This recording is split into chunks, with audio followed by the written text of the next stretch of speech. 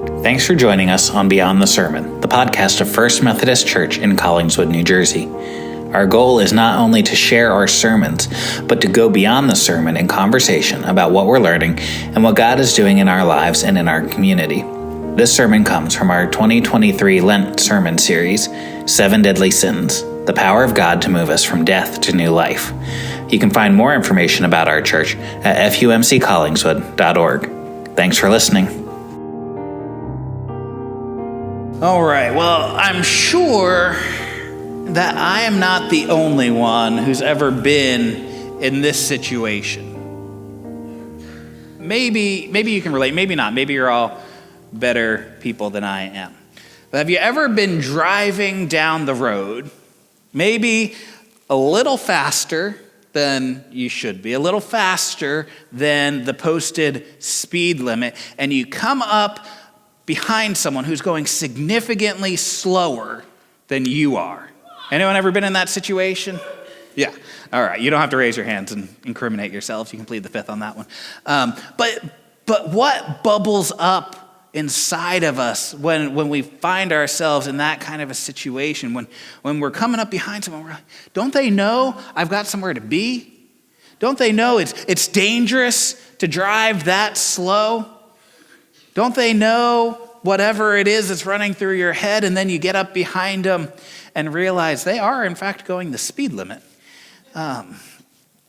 Or maybe you've been sitting there in bumper-to-bumper traffic on the freeway. I don't know that there's anything more frustrating than that. You know, you're supposed to be able on the freeway just to go. But when you're sitting there in bumper-to-bumper traffic, it can be so frustrating. I remember one time we were sitting on I-95 coming up through Delaware, right where you split off to take 295 to come over the Delaware Memorial Bridge. And we were just sitting there, bumper to bumper, not moving at all. And we've got kids in the back, and I'm just getting frustrated, more and more frustrated. And then this SUV comes flying up the breakdown lane just to our right. And I'd seen them coming in the mirror, but then they come and, the car shakes a little bit. And, I'm frustrated that somebody's doing that. And then I look over and they've got a big New York Giants sticker on the back window. I'm like, really? And the frustration just built and built. And, a minute or two later, a state trooper comes flying up, same way. I'm like, they must be going to some, maybe there's an accident up there that would, it's causing all this traffic. Wouldn't it be nice if they pulled over that other car, that Giants fan jerk that was driving by? But, didn't expect that to happen in a million years. Lo and behold, we get up another half a mile or so, and there's that state trooper right behind that Giants fan SUV, and he's writing him a ticket. And I felt so vindicated in that moment.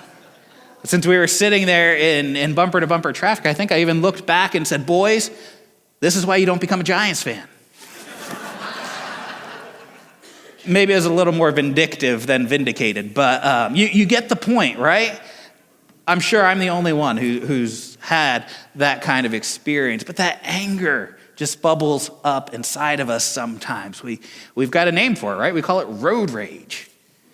But driving isn't the only context in which we experience anger.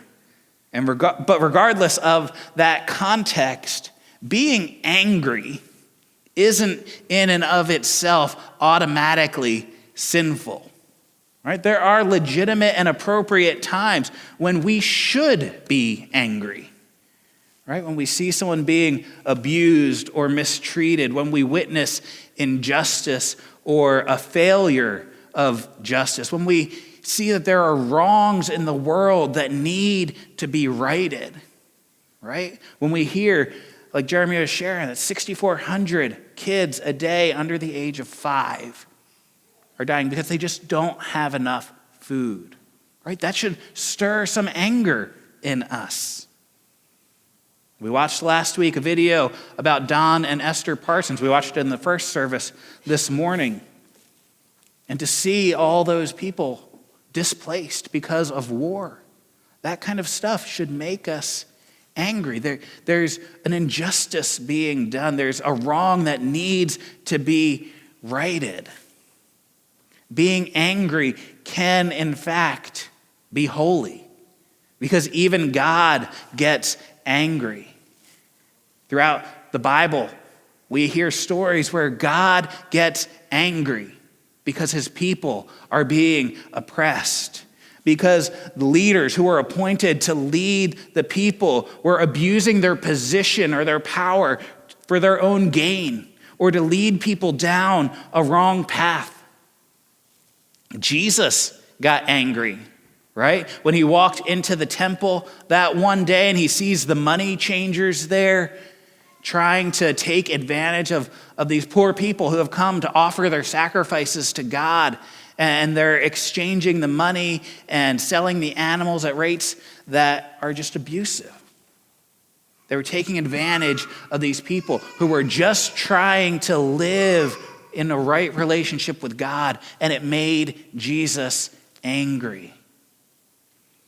And then as you look through the Bible, through the Old Testament, through some of Paul's letters, we hear this phrase, the wrath of God, right? A little bit terrifying. Think about the all-powerful God being angry at us. But it's often used to describe God's feeling not just toward individual people, but to injustice, to oppression, to sin and unrighteousness. It's interesting to me, however, that all through the Old Testament, as much as it talks about God's anger or his wrath, what Scripture says about God's anger, even more than describing how powerful it is or the causes of it, more than any of that, the Old Testament says that God is slow to anger. Slow to anger. If you guys brought your Hebrew Bibles this morning, you could read all through. And instead of seeing that phrase that says God is slow to anger, you'd actually read that God has a long nose. Do you know that? God has a long nose. Because in the Hebrew mind, when you got angry, your face got red. We talk about that too, right? Being red-faced with anger, turning purple with rage. Well, the Hebrews thought about people's faces getting angry too, or getting red when they were angry. And so the term they used was their nose would turn red. And so the phrase that says that God is slow to anger said he's got a long nose. It takes a long time for the red to get all the way to the tip of God's nose. He's slow to anger. That's often paired with the phrase, and abounding in steadfast love. He gets angry because he loves so much. And in the passage that we read from Matthew this morning, from Matthew chapter 5, here in the Sermon on the Mount, we hear Jesus addressing anger, right? And it shouldn't be any surprise to us by this point in the Sermon on the Mount or at this point in our sermon series that Jesus makes anger a matter of the heart rather than a matter of behavior. And so he says, Moses told us not to murder people. That's a good lesson today. Don't murder anyone. But Jesus says, if we're holding anger in our hearts towards someone, we've already committed murder in our hearts. If we treat people, he says, who were made in the image of God with contempt, calling them raka or fool, we're in danger of judgment and punishment that we deserve. You see, for Jesus, it was even more important for people to be reconciled to one another, to be at peace with one another, than it was for them to offer sacrifices at the proper times. In order to be right with God, you see, we need to be right with other people. Even, he says, if we're the ones not who has wronged somebody else, but we're the one who's been wronged, we need to go and settle things with them. We need to go and be reconciled with them. It sounds in this passage like Jesus is telling us that it's wrong to ever be angry, right? But this is the same Jesus that in other places in the Gospels gets angry at the Pharisees, who were more concerned about keeping the Sabbath laws that they put in place than they were about a man who had a shriveled hand being healed and made whole. And this isn't just Jesus. Paul told the church in Ephesus and us through them in Ephesians 4, verses 26 and 27. He says, in your anger, do not sin. Do not let the sun go down while you're still angry. Do not give the devil a foothold. So friends, it's possible to be angry and not sin. But then in the very next paragraph, the very following verses, Paul also tells them that they need to put away, this is verse 31, get rid of all bitterness, rage, and anger. Get rid of bitterness, rage, and anger. So how do we reconcile these two seemingly contradictory positions, right? How can wrath be listed among the 7 deadly sins and used to speak about God? What do we do with that?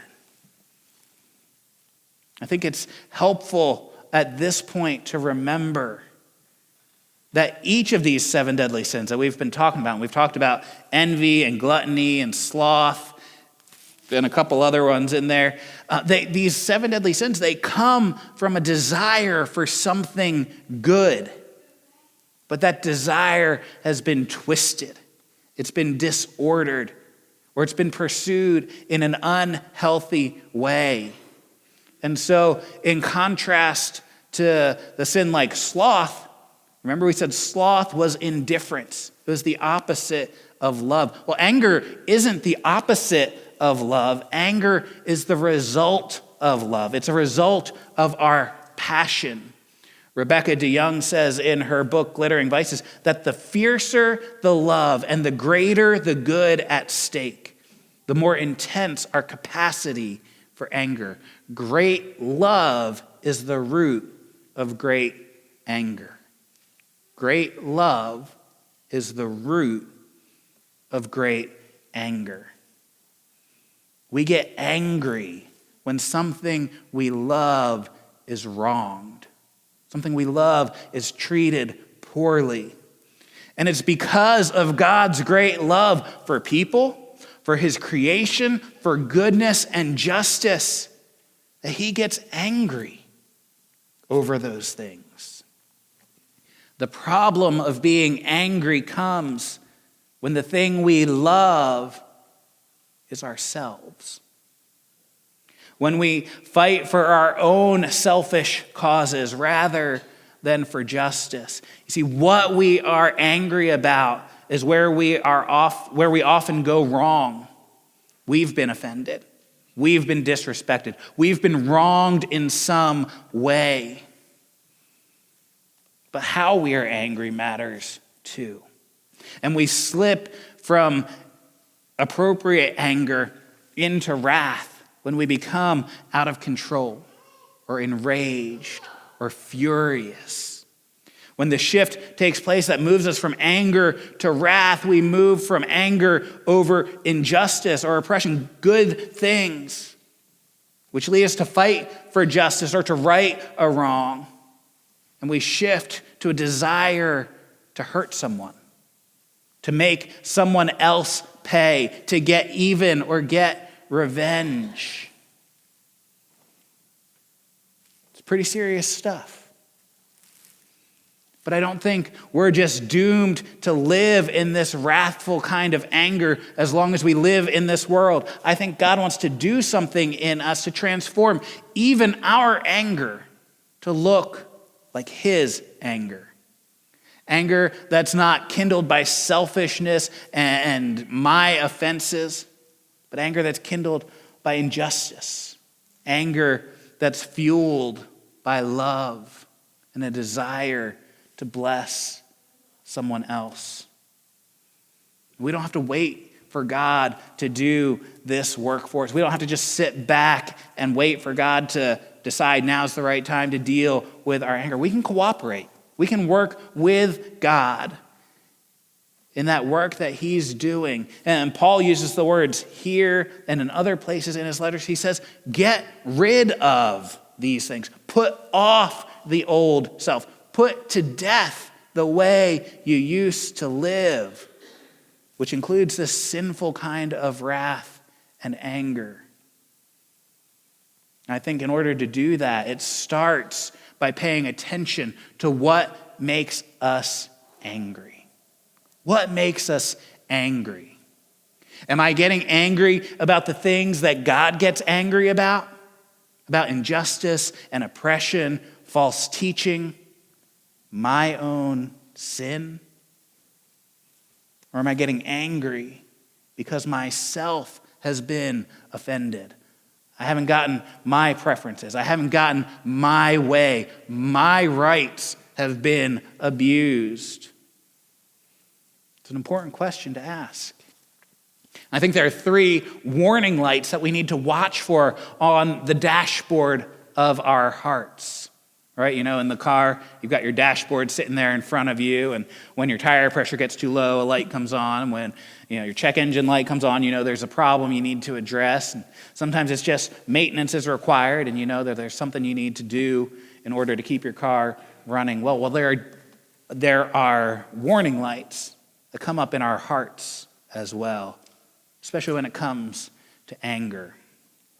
There's 3 of them this morning. First warning light we need to watch for is when we are angered too easily. If something small happens and you get set off, waitress brings out your meal, or maybe the meal at the table next to you. You've seen this happen. The waitress brings out the meal, and there's just one little thing that's not quite right. And the person at the table next to you just flies off the handle, right? It's not appropriate. There's no reason that they should be so angry so quickly over something as small as their meal. Does every little thing set me off on anger? Do I respond to every question or challenge or disruption with anger? If so, it's a warning light flashing on the dashboard. We're angered too easily. The second one, though, is when we're angered excessively, right? Which kind of goes along with that waitress analogy. It's my response to the situation appropriate? Or as soon as I start to get angry, it just erupts into an explosion of anger. Doors are slammed, voices are raised.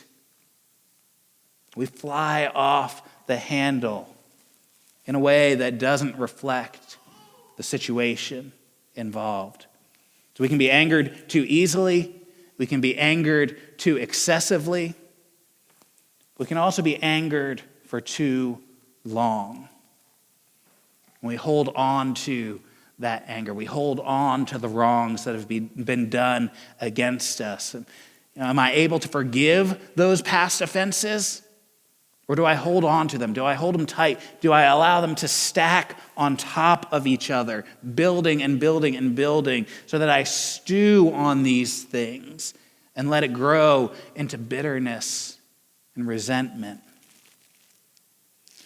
When we're angered too easily, or we're angered too excessively, or angered for too long, it often points to a deeper issue that needs to be addressed in our hearts. That's why I call them warning lights, right? You can drive with your tires a little deflated. You can drive if your oil pressure starts to get a little low. But if you don't address it soon, if you don't deal with the real problem's not the warning light on the dashboard, right? You could just knock out the light bulb behind the warning light and it goes away. But it doesn't deal with the real issue. There are real issues we need to deal with underneath these warning lights.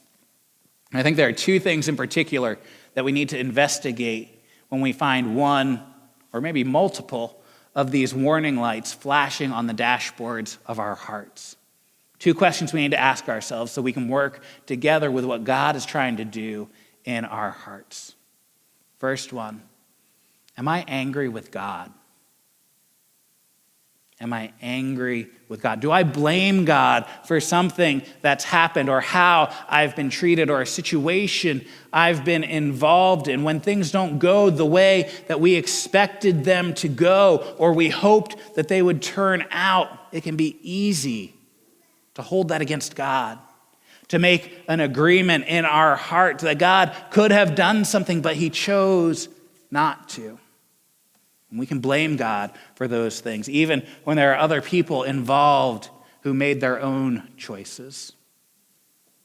We need to ask ourselves, am I really angry with God? Because that'll have big impacts on the rest of our lives. Remember we said before that what people think of when they think of God is the most important thing about them.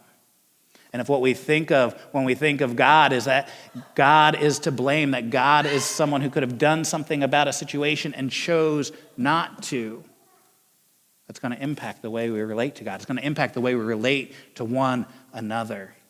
Second question we need to ask, is there something going on underneath this anger?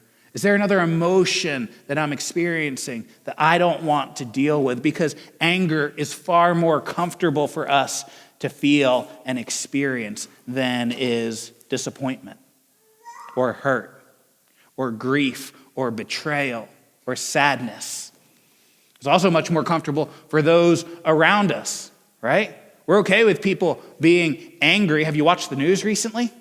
Have you scrolled through Facebook? Everybody's angry. It's okay to be angry. It's culturally acceptable to be angry. But we'll never experience the healing that Jesus offers us if we won't deal with what is really going on inside of us. We'd rather blow up at someone than admit that they disappointed us. We'd rather threaten revenge than deal with how we've been hurt. But if we can't or won't get honest with ourselves about who we're truly angry with or what we're really feeling, we'll continue to live behind a wall of anger. Maybe even allowing it to become a fortress that we build around our hearts.